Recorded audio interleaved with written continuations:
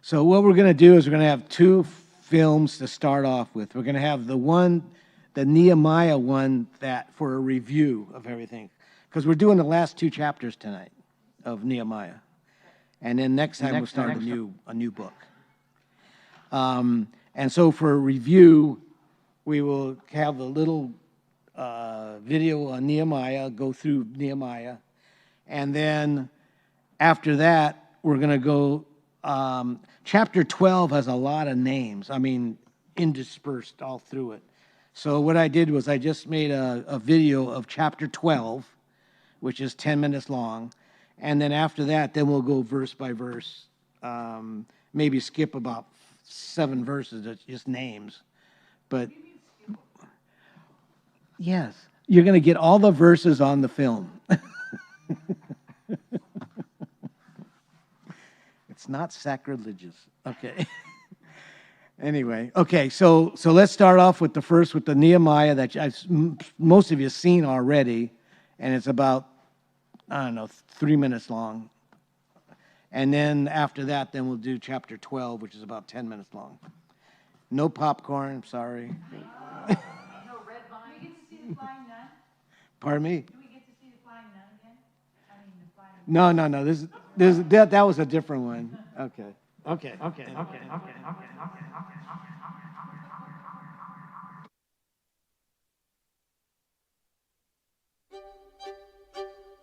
Nehemiah. Nehemiah heard from his brother that Jerusalem was in distress. The walls and the gates were broken.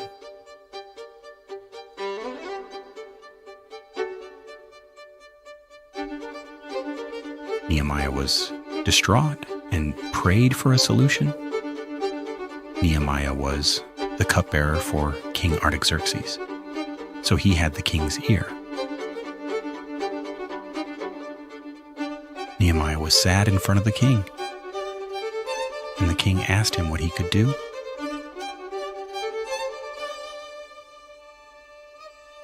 The king sent Nehemiah as governor of Jerusalem with money and an escort to Jerusalem.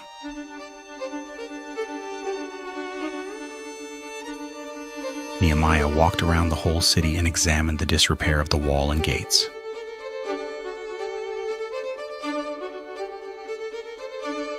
Nehemiah then spoke with the city elders. They agreed to help.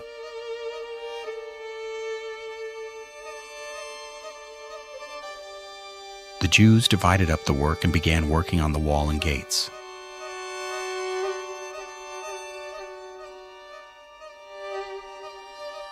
The leaders of foreign countries like Sanballat and Tobiah tried to discourage the Jews.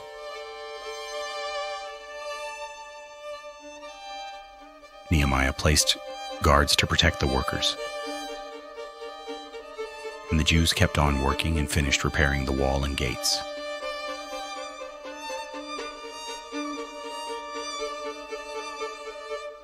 Finally, the walls and gates were finished.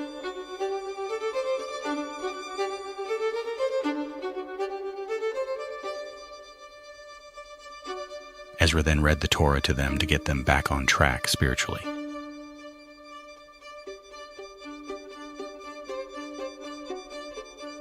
Nehemiah saw what the Lord had accomplished and smiled.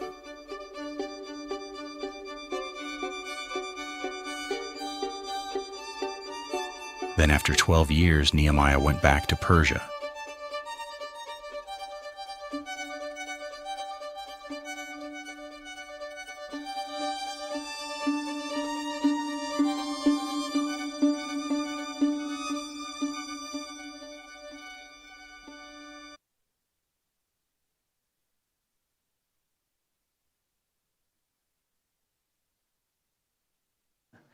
And then they built the walls and the towers and all that, and set up priests. And chapter 12 now is going to be like the celebration, because they've done everything, they got everything done, and they're all happy about it, and so they're going to have celebrations.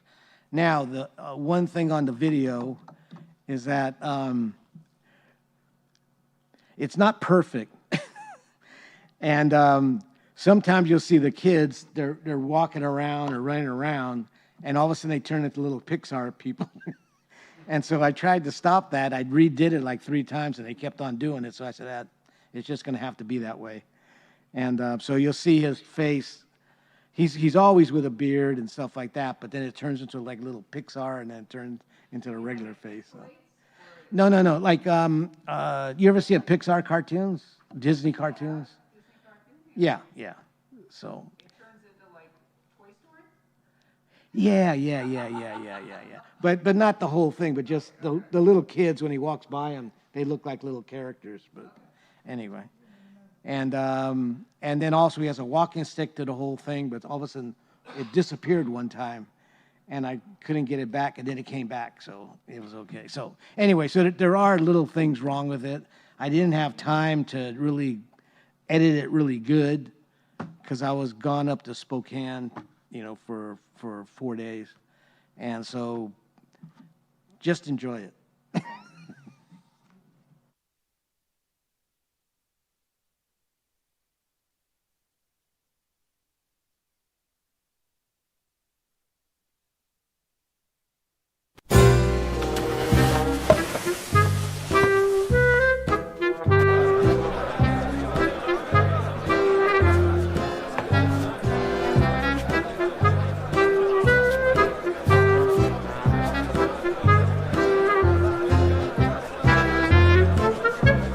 Now these are the priests and the Levites who came up with Zerubbabel the son of Shealtiel, and Jeshua, Seraiah, Jeremiah, Ezra, Amariah, Maluk, Hattush, Shechaniah, Rehum, Meremoth, Iddo, Ginnethoi,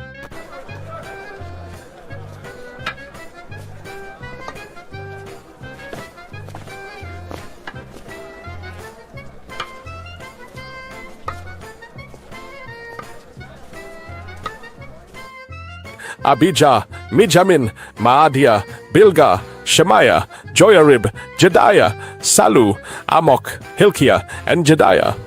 These were the heads of the priests and their brethren in the days of Jeshua. Moreover, the Levites were Jeshua, Binnui, Kadmiel, Sherebiah, Judah, and Mattaniah, who led the thanksgiving psalms, he and his brethren. Also Bakbukiah and Oni, their brethren, stood across from them in their duties. Jeshua begot Joachim, Joachim begot Eliashib, Eliashib begot Joiada, Joiada begot Jonathan, and Jonathan begot Jaddua.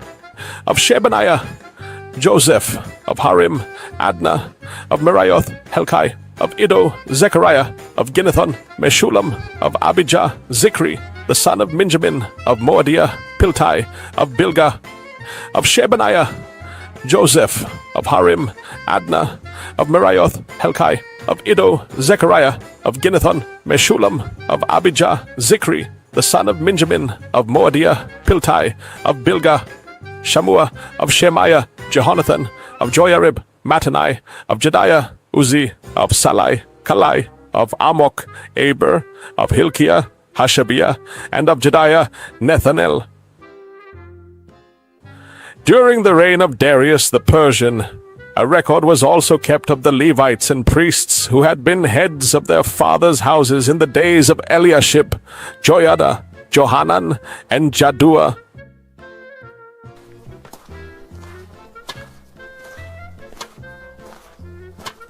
The sons of Levi, the heads of the fathers' houses until the days of Johanan, the son of Eliashib, were written in the book of the Chronicles. And the heads of the Levites were Hashabiah, Sherebiah, and Jeshua, the son of Kadmiel, with their brothers across from them, to praise and give thanks, group alternating with group, according to the command of David the man of God. Mattaniah,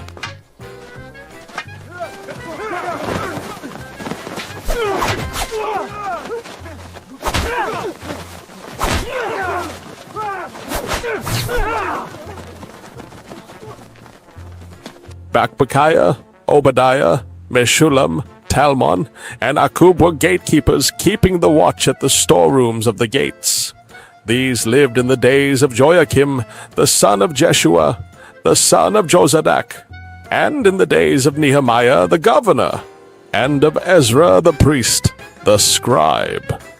Now at the dedication of the wall of Jerusalem they sought out the Levites in all their places to bring them to Jerusalem to celebrate the dedication with gladness, both with thanksgivings and singing, with cymbals and stringed instruments and harps. And the sons of the singers gathered together from the countryside around Jerusalem, from the villages of the Netophathites, from the house of Gilgal, gathered together from the countryside around Jerusalem, from the villages of the Netophathites, from the house of Gilgal, and from the fields of Geba and Asmaveth, for the singers had built themselves villages all around Jerusalem. Then the priests and Levites purified themselves, and purified the people, the gates, and the wall. So I brought the leaders of Judah up on the wall, and appointed 2 large thanksgiving choirs. One went to the right hand on the wall toward the refuse gate.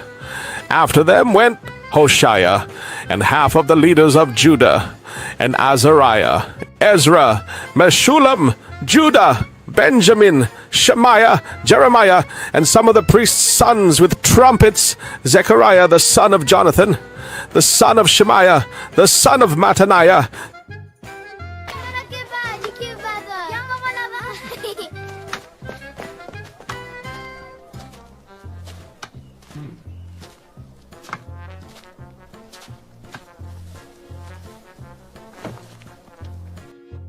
the son of Micaiah, the son of Zachar, the son of Asaph, and his brethren, Shemaiah, Azarel, Milalai, Gilalai, Mai, Nethanel, Judah, and Hanani, with the musical instruments of David the man of God. And Ezra the scribe went before them.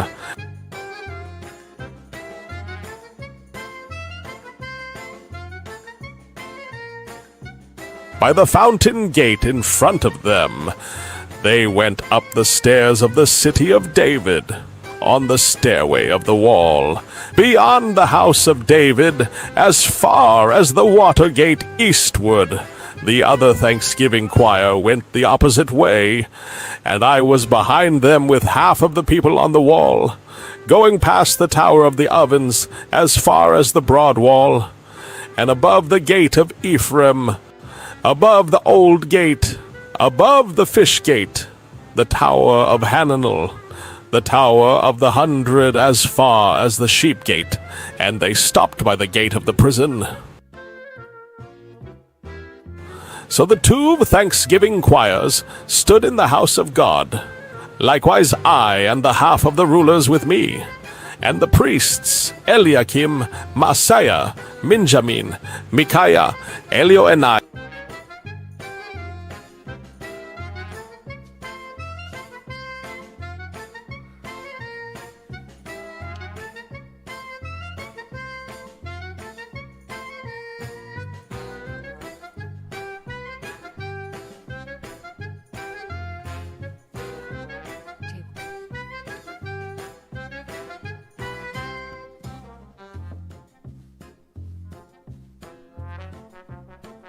Farewell, until we meet again.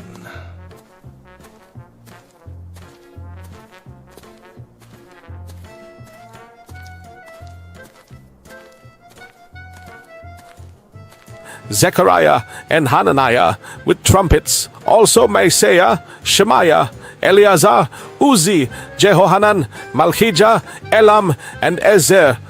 The singers sang loudly with Jezrahiah the director. Also that day they offered great sacrifices and rejoiced, for God had made them rejoice with great joy. The women and the children also rejoiced, so that the joy of Jerusalem was heard afar off. And at the same time some were appointed over the rooms of the storehouse for the offerings, the first fruits, and the tithes, to gather into them from the fields of the cities the portions specified by the law for the priests and Levites. For Judah rejoiced over the priests and Levites who you ministered. Both the singers and the gatekeepers kept the charge of their God and the charge of the purification, according to the command of David and Solomon his son. For in the days of David and Asaph of old, there were chiefs of the singers, and songs of praise and thanksgiving to God. In the days of Zerubbabel, and in the days of Nehemiah, all Israel gave the portions for the singers and the gatekeepers, a portion for each day.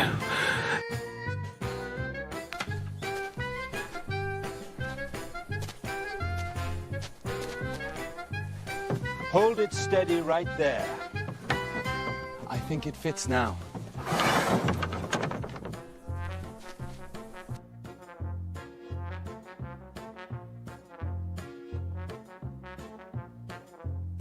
They also consecrated holy things for the Levites, and the Levites consecrated them for the children of Aaron.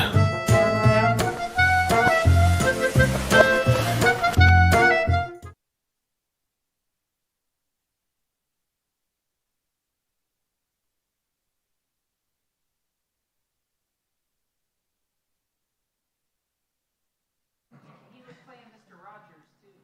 What's that? He kept playing Mr. Rogers. Yeah, He kept changing his shoes. yeah, I know. Yeah, like I said, it wasn't edited good, but you know, it was fun. But the thing is, in chapter 12, there's so many names in it, you know, that I'll massacre them. So this way, you know, we'll go on. Okay, so let's go to verse 1 in chapter 12, verse 1.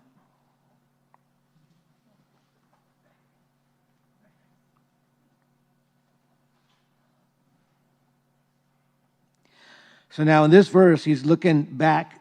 It says, now these are the priests and Levites who came with Zerubbabel. Now, that's 100 years before. So he's looking back 100 years and saying that they had a remnant then and they have a remnant now. And so the remnant isn't a new invention. It's a legacy. They've had a continual legacy. And Ezra that I mentioned in here is not the scribe, but the priest of the same name. So it's a different Ezra. Verse 2 has some names, and it says, well, one of the names, Amariah, means the Lord has said. So even the names, God uses the names, you know, to speak. God is speaking. The next verse 3, there's 3 more names, and these families, and despite the Babylonian brainwashing attempts, these families kept their Hebrew identities, and so that was something good that they did. Although when the 70 came back from Babylon, it wasn't the millions that came back. It was only like 40,000 people came back. The other ones were enjoying the comforts and they established, after 70 years, they established themselves there. And so they weren't going to give it up, the luxuries for starting all over again.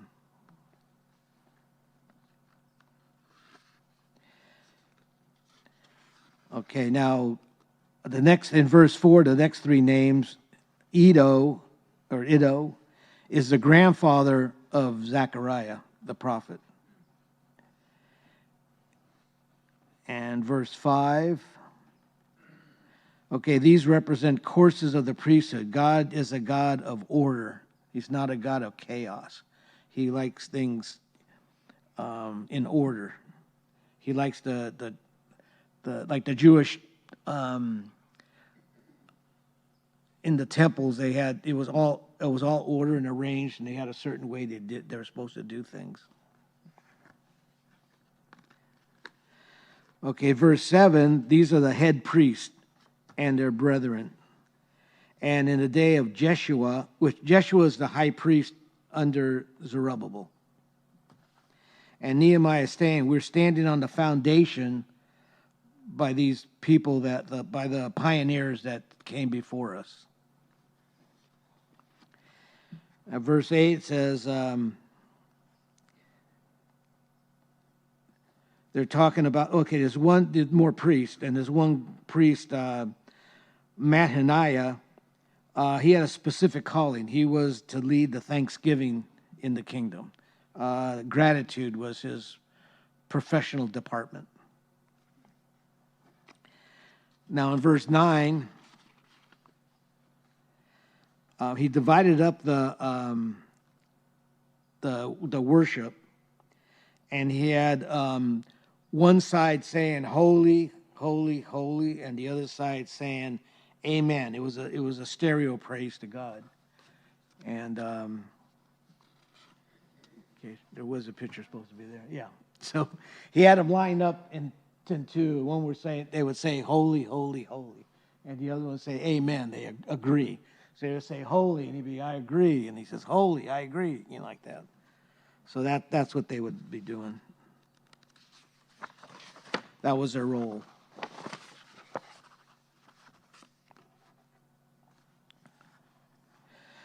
And verse 10, it's the priestly line.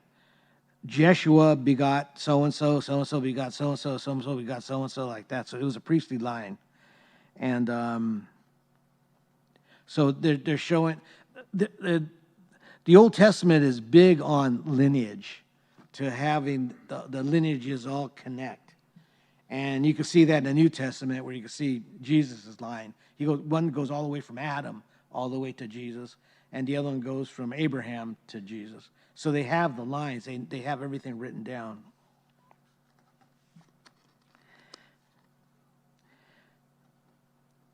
Now, verse 12 talks about that. Now, in the days of Jehoiakim, the priests, the heads of the fathers' houses were. And so now he's talking about who, this is the second generation. These are the sons of the priest. And so it has all these different names all the way down to verse 21. God has no grandchildren. He only has children. You can't, if you have kids, they're on their own. You could teach them of the Lord. You could, teach them right from wrong. You could teach them all this stuff about Jesus. But it's still up to them to decide to follow Jesus or not follow Jesus. Now, this next thing's going to be a little controversial, I think, but I know, don't cringe. Okay. Now, when you get saved, is your name written in the book of life, or has your name always been in the book of life? Now, there's verses to back those up, both of them up. And I'm going to read a little thing here. I'm going to give you verses now. I wouldn't leave you hanging without verses. Okay.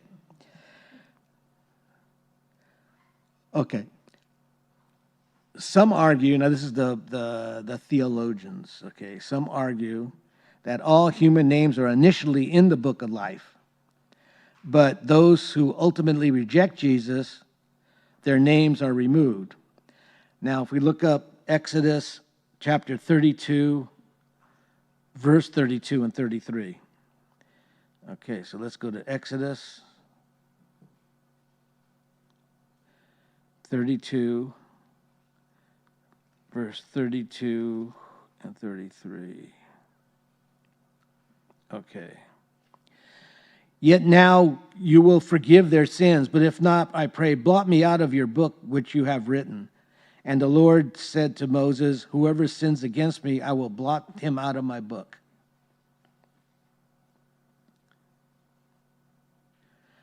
So that's saying what? That's saying that your names are written in this book, And if you don't receive Jesus, you stay in your sin, your name's going to be blotted out. Okay, that's one interpretation. And Revelation 22:19.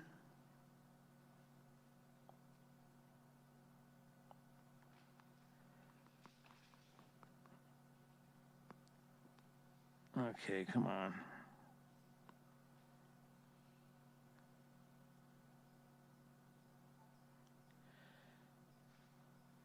Okay, Revelation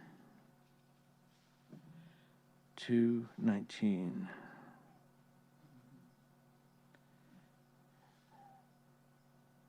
Is that what it was? Didn't seem like it. Oh, 22:19. Okay.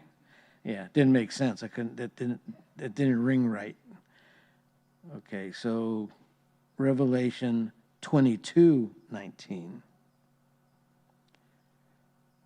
And anyone takes away from the words of the book of this prophecy shall be taken away his part from the book of life, from the holy city, from the things that are written in the book. So these verses are showing that everyone's name's in there, but their names are going to be taken out for sin or for not receiving Jesus. Your name's going to be taken out. That's one position. Now the other position, and this is the one that I agree with, okay. The other scholars argue that the Lamb's Book of Life only contains the names of the elect, those who are chosen before the foundation of the world, and is based on Revelation chapter 13, 8 and 17:8.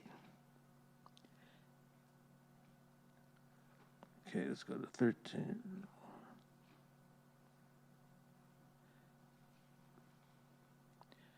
Okay, Revelation 13:8.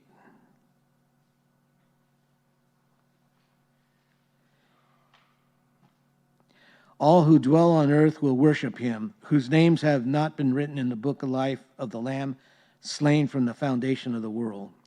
So it's saying that there's some people's names that are not in there at the beginning. And then, what was the other revelation? 17:8.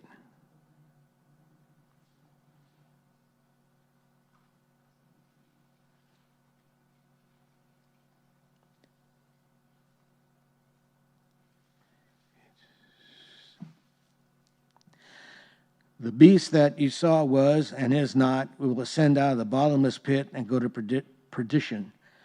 And those who dwell on the earth will marvel, whose names are not written in the book of life from the foundation of the world, when they see the beast that was and is not and yet is. And there's... And then Revelation 3:5 says, I will never blot out his name from the book of life. So they're saying two different things. They're saying one thing, one group is saying that everybody's name is written inside there, and then they blot you, God blots you out if you don't receive Christ. The other one says that the people that are elect, the people that are going to be saved, God knew before predestination. He knew before. Only their names are written in the book of life. So how do we reconcile that? Well, some interpreters say that there are two books. There's the book of the living and the Lamb's book. And Lamb's book of life is eternal and the spiritual, and that's suggested in Psalm 69:28. Let them be blotted out of the book of the living refers to so there's two books, in other words. There's one book where everybody's name is written, and then the names, if you don't receive Jesus, your name is taken out. There's another book that says that only the elect are in the book, and because God knows you. Yes? And also, of all these verses that you just pointed out, only one of them, which is in Revelation 13:7 and 8, specifically The other ones do not reference other Right. man at all. Yeah, they say the book of life. Yeah, Yeah, so maybe it's two separate books. yeah, Yeah, yeah. I agree. Okay. Well, that's what I'm saying, that there's two books. There's one book that Jesus had it written down before the foundation of the world. He knew who's going to be saved, and he has them all written down. There's another book with everybody's name in it because he wants everybody to be saved. But there's another book with everybody's name in it, but then if you don't receive Christ, you get blotted out. At the end, at the final judgment seat, both books are reconciled. So the one book where people were blotted out only has people that received Jesus.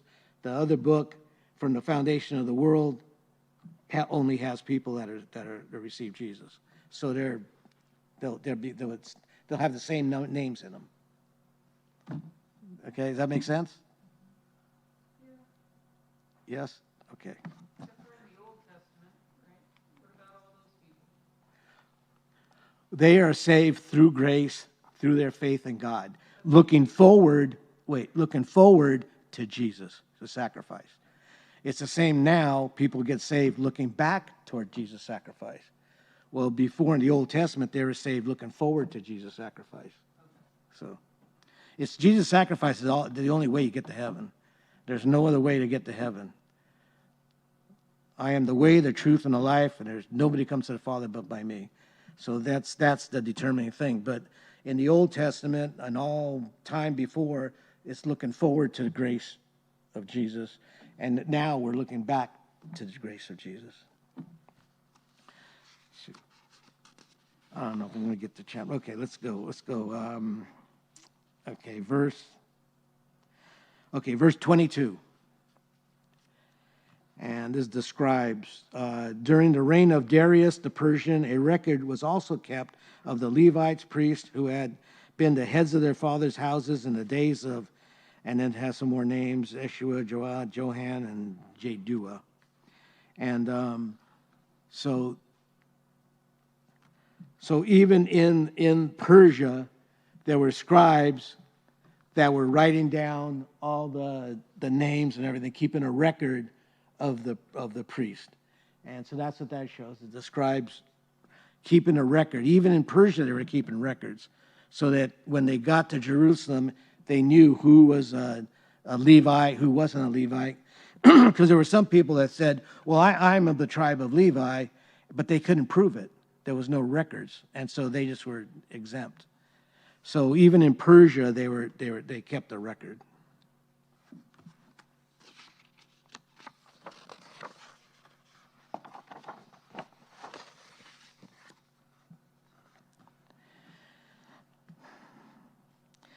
And the sons of Levi, verse 23, the sons of Levi, heads of the father's house, were written in the book of the Chronicles until the days of Johanna and the son of Elisheba, or whatever. It's a paper trail. Faith wasn't a feeling, it was a fact recorded in the Chronicles. They had a chronicle, they had all the people's names and stuff in it. And verse 24, and then it talks about the heads of the Levites and names them, and the brethren across from them to praise and give thanks, group alternating with the group according to the commands of David, the man of God. So what they're doing is they're restoring the tabernacle of David. And so they're going back to the original command. Solomon actually built the temple, but in David's time, they had the tabernacle. It was a tent. And so the pattern was there. So they're going back to the same pattern. And so the temple is built, and it has the same pattern as David. So 500 years earlier.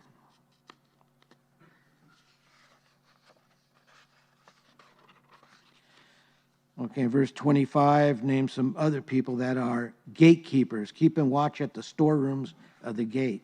They're the security detail in God's house. They're watching the door. It is just listed as a man who leads the choir. All jobs for the Lord are important, no matter what your job is.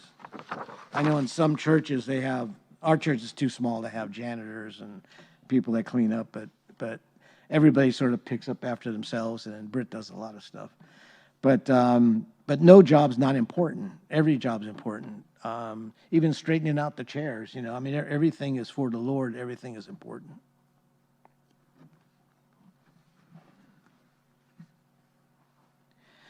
Okay, now here's the part in verse 26. These lived in the days of Jehoiakim, the son of Jeshua, the son of Jozadak, the son of Nehemiah, the governor, and Ezra, the priest, the scribe. So this is where the church, which is Ezra, or the Jewish people, and the state, Nehemiah, who is the governor, meet. They live in Kairos moment. The spiritual and political were aligned. The Kairos moment is the right time, the divine appointment time. And so in this divine appointment time, you had Nehemiah doing the physical stuff and Ezra doing the spiritual stuff. And so they met there. Now in verse 27 starts the dedication of the wall. Verse 27, now at the dedication of the wall of Jerusalem, they sought out the Levites in all their places to bring them to Jerusalem to celebrate the dedication with gladness, both with thanksgiving and singing, with cymbals and stringed instruments and harps. Okay, so they're going to be celebrating. It's all hands. Everybody's going to come to worship. It's the end of all the projects that they've done. Now they're going to praise God and have a big celebration. And so the priests are leading the celebration with cymbals and string instruments and harps. And so that's what that depicts there. That everybody's celebrating. Finally, they got the walls all finished. They got the temple finished. They got the priesthood, everything all set up. They got the gates and the walls and everything. So they're all happy now. Now 28 is the sons of the singers gathered together from the countryside and the villages. They're coming in from the countryside. They're coming in from the villages. The suburbs were called on the call for the sanctuary. So they were coming in from every place to celebrate. Now the priests, in verse 30, the priests and the Levites purified themselves and purified the people, the gates, and the wall.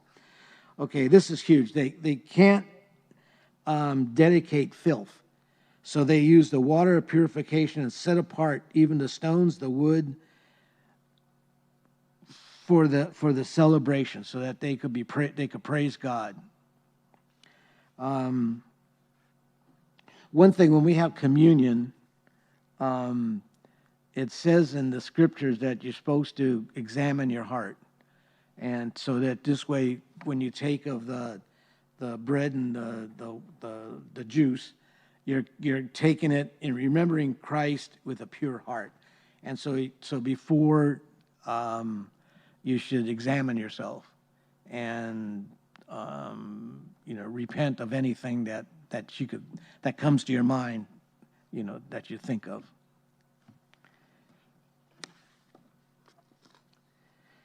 And so verse 31, so I brought the leaders of Judah up on the wall and appointed 2 large thanksgiving choirs. One went to the right hand of the wall and toward the refuse gate. And after them went Hoshea, the half of the leaders of Judah, and then a bunch of other people, and Benjamin and Jeremiah and all these people. There's not the same Jeremiah as the prophet, but. And in verse 35, it says, some of the priests with the priest's sons with trumpets. And so these are the offspring that they're priests. And they have trumpets, and they sound the shofar. They're a signal of victory. They're praising God, and they're happy and they're joyous, and they're blowing the shofar, the ram's horn. And so these are the sons of the priest that are doing this.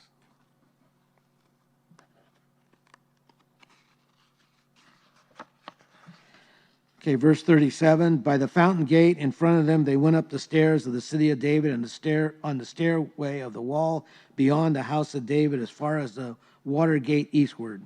So they climbed the stairs. worship was always an uphill thing. You always say you're going up to Jerusalem. No matter even if you're going down, you're always going up to Jerusalem, because spiritually Jerusalem was where God resided.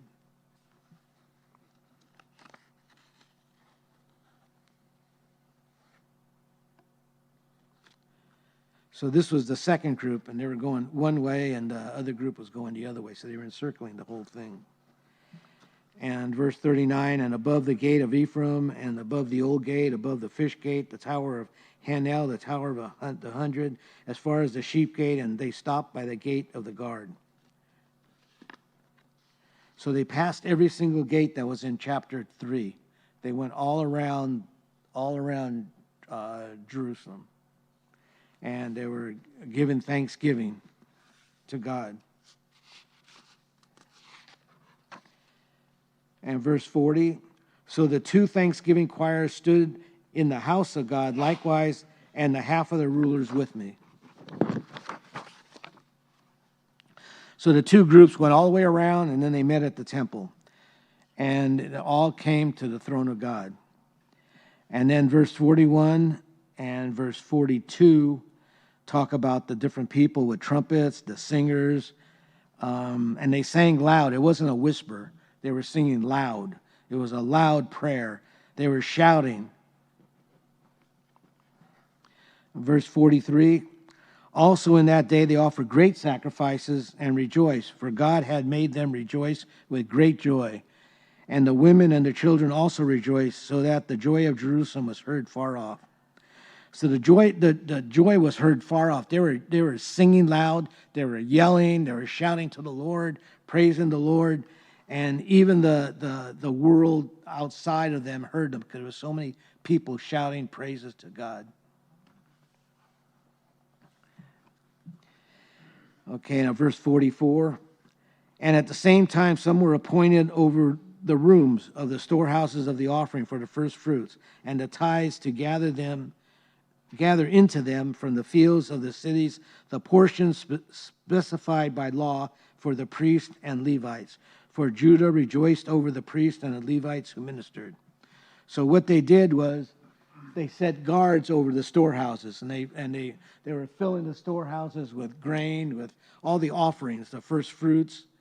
And so he says they set guards over that to make for priests. They were priests, but that was their job, was to guard the storehouses. And verse 45, both the singers and the gatekeepers kept the charge of their God and the charge of purification, according to the commandment of David and Solomon his son. So they were faithful. They were faithful to even the mundane things. They were faithful to every single thing. And verse 46, for in the days of David and Asaph, there were chiefs of singers, songs of praise and thanksgiving to God.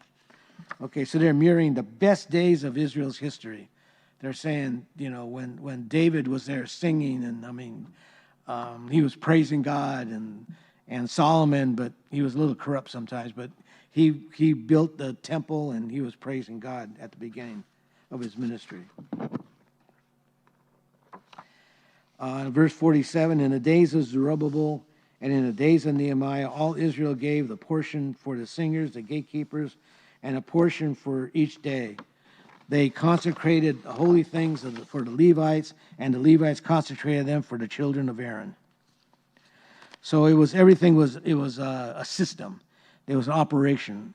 They had from the governor to the gatekeeper, everyone was in his place. Now this is the end of chapter 12. Now it ends happy, right? They're celebrating.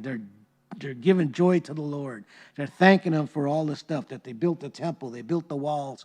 They had the Levites all set up. They had all the marriages and everything, that you don't marry somebody from the outside, and all this stuff was all set up and good. And then Nehemiah left. Nehemiah left for 12 years, or 10 to 12 years. Let's see exactly when he left, but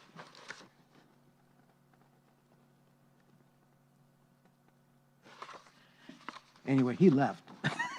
He went back to Persia. Then he comes back 12 years later to see how everything's going. He got permission from the king of Persia to come back and to be governor and check everything and see how everything was going. It wasn't going good. So sad. Okay, verse 1. On that day, they read from the book of Moses in hearing of the people, and it was found written that no Ammonites or Moabites should ever come into the assembly. Okay, so this is separation. They're outside the gates of the temple, and they wouldn't let anybody in there except for Jews. And so, I don't know where that picture is, but yeah, okay. So what the priests did, they stopped anybody that wasn't a Jew. So they stopped the Amorites, they stopped the Moabites. Anybody that wasn't a Jew wasn't allowed in the temple grounds. So they read the law, and because the Ammonites and Moabites, they represented a spiritual hostility. They were those who cursed what God had blessed. So they kept them out. And they kept them out because they had not met the children of, this is verse 2, because they had not met the children of Israel with bread and water, but hired Balaam against them to curse them. However, our God turned the curse into blessing. Now, you know about the Balaam incident, right? Balaam was a prophet, and the Ammonites and Moabites used that. They said, we want you to curse the Jews. But God said, you're not going to curse the Jews, and so he blessed the Jews. So then they got mad, and then he was on his way there, and he was going to curse the Jews. And then the donkey stopped and told him, that you're not going to do that. So anyway, it's a whole story. It's in Numbers 22 if you want to read it. We can't do it because we don't have that much time. It's an interesting story, though. Verse 3, so when they had heard the law, they separated all the mixed multitude from Israel. The mixed multitude, these are people who wanted benefits of Jerusalem without the burden of the covenant. And so it was a clean cut. They were separating themselves. Only the faithful Jews were allowed in, and everybody else was not.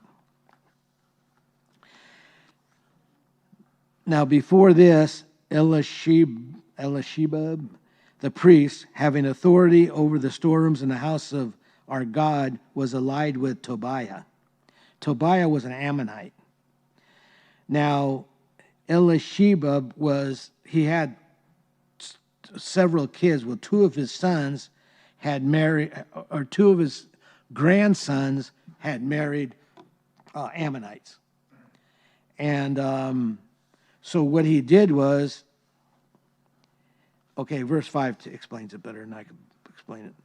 Verse 5, and he had prepared for him a large room where previously they had stored the grain offerings, frankincense, and the articles of tithes of the grain, new wines and oil, which were commanded to be given to the Levites and singers and gatekeepers, and the offering for the priest.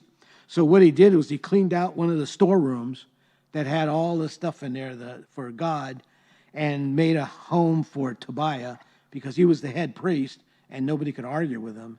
And Tobiah's daughters had married his grandsons. So even though he was the enemy, he wasn't supposed to be in the temple grounds at all. They cleared out parts in the storerooms in the temple or outside the temple. The temple had a large gate area around it with storerooms on it. And then there was a temple proper in the middle. And so he had a place, he made a place for him to live, which was bad. Now, verse 6. Now it just gets getting good here. But during all this, I was not in Jerusalem. For the 32nd year of Artaxerxes, the king of Babylon, I had returned to the king. Then after a certain days, I obtained leave from the king. So this is when he comes back. So he was gone roughly 10 to 12 years. when the cat's away, the compromise plays. And that's what happened. He was gone 10 to 12 years, and now all of a sudden they're starting to go back to their old ways.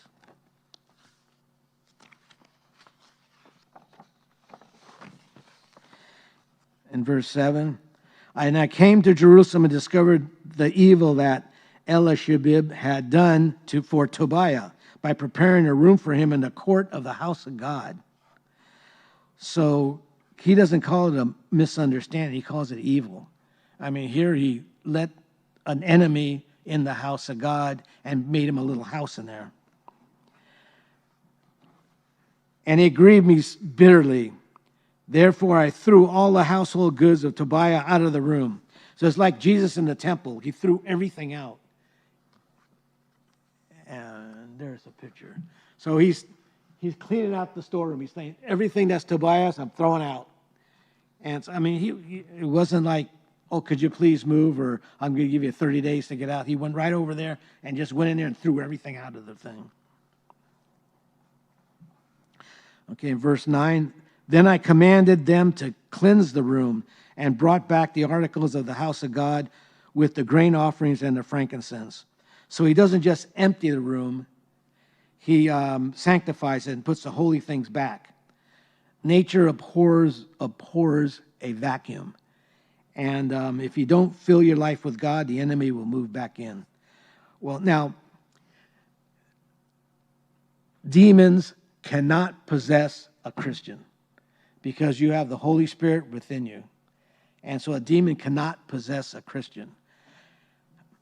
However, if you stay out of the Word of God and you start falling away from the spiritual things, demons can influence you. They cannot possess you, but they can influence you. And then you'll start not going to church, and you'll stop hanging around with Christians. You'll start getting into the world, and so that's why when he cleaned out the room, he sanctified it and put the holy things back in there so there wouldn't be a vacuum in there. Okay, verse 10. I also realized that the portions for the Levites had not been given them, for each of the Levites and the singers who did not work had gone back to the field. Okay, because the storehouses were full of Tobiah's junk, the people stopped tithing, and full-time ministers had to become part-time farmers, and just to survive. So the ministry was sort of paralyzed. Pastors do this. Sometimes when they're starting a church up, they have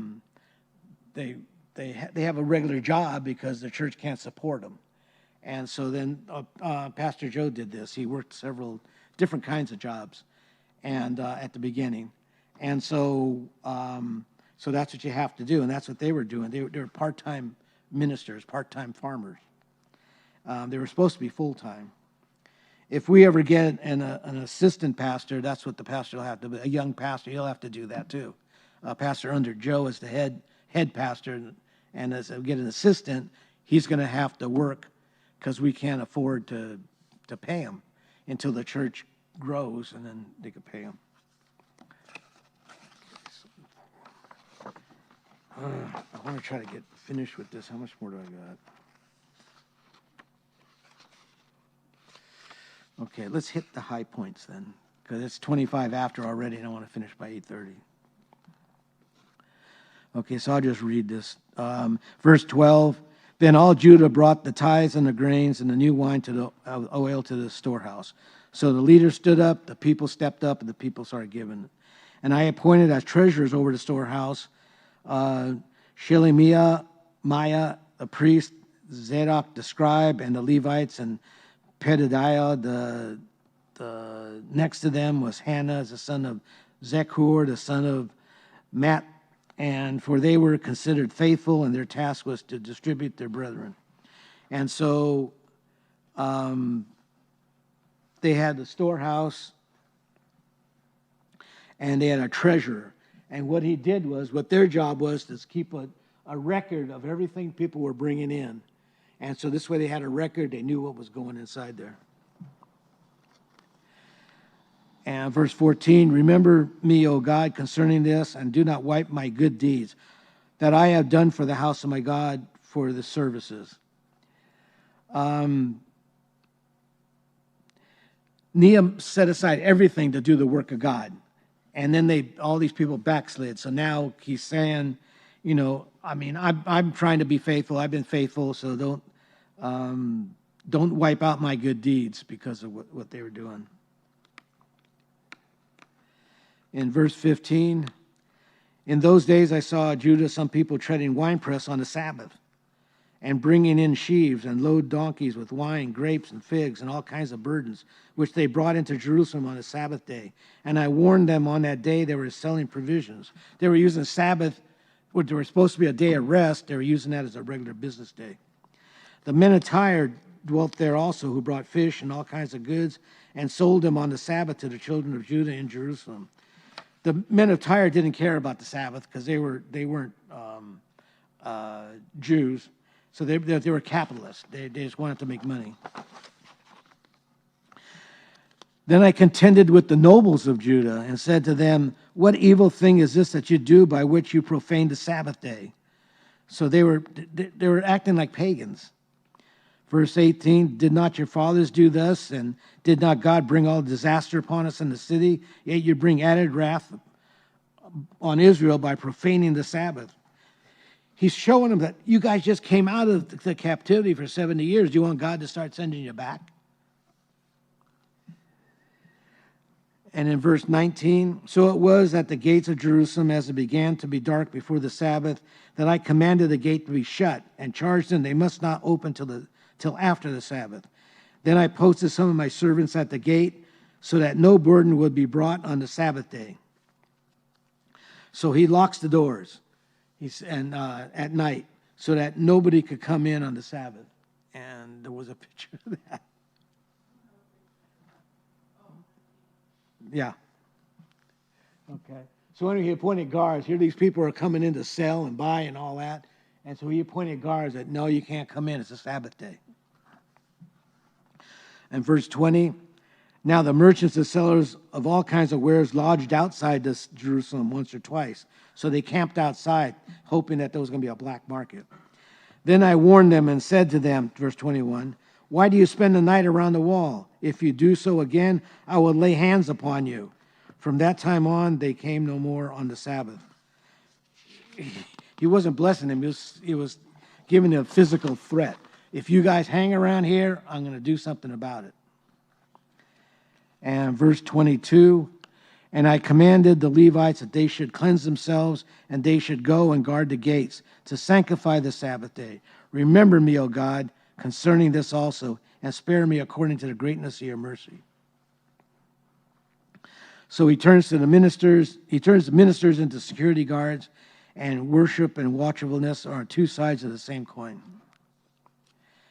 And verse 23, we got about 5 more verses, so let's just hurry up and get through this thing. And half of their children, verse 24, half their children spoke the language of Ishgod. They could not speak the language of Judah, which was Hebrew, but spoke according to the language of one other people. So they had a cultural decay. They were marrying other people, and the kids weren't even speaking Hebrew anymore. They were speaking foreign languages. Okay, verse 25. So I contended with them and cursed them and struck some of them and pulled out their hair and made them swear to God by God, saying, you shall not give your daughters as wives to their sons, nor take their daughters for your sons for yourself. So verse 25. So he's pulling their hair. He's mad at them, saying, straighten up. Verse 26. Did not Solomon, king of Israel, sin by these things? Yet by many nations there were no king like him, who was beloved of his God, and God made him king over Israel. Nevertheless, pagan women caused him to sin. So we're talking about Solomon. He had 700 wives and I don't know how many contraband, and they made him turn away from God. Okay, verse 27. Should we then hear of your doing all this great evil, transgression against your God by marrying pagan women? So they're compromising. So while he was gone, they started compromising. And one of the sons of Joanne, another son of this, the high priest, was the son-in-law of Sanballat, the Horonite. Therefore he drove him from me. So the grandson of the high priest married the daughter of the arch enemy, and so he drove them out. Verse 29, remember them, O God, because they have defiled the priesthood and the covenant of the priesthood. So he's leaving them to the judgment of God. Thus I cleaned everything pagan, also assigned duties to the priests and the Levites to each his service. And verse 31, the last verse, and to bring the wood offering and the first fruit at the appointed times, remember me, O God, for good. So this is the conclusion. The book ends not with a party, but with a purge. And Nehemiah is leaving us with a picture of a man who fought for the word, for the wall, for the will of God until his last breath. And he finally got them straightened out. They didn't do that anymore, and they didn't marry. They married only Jewish women. They married and they gave their tithes to the Levites, and the Levites. In fact, they got sort of overwhelmed by the Pharisees, staying strictly to the law. Pardon me? What? I don't know. Okay. Anyway, that's it.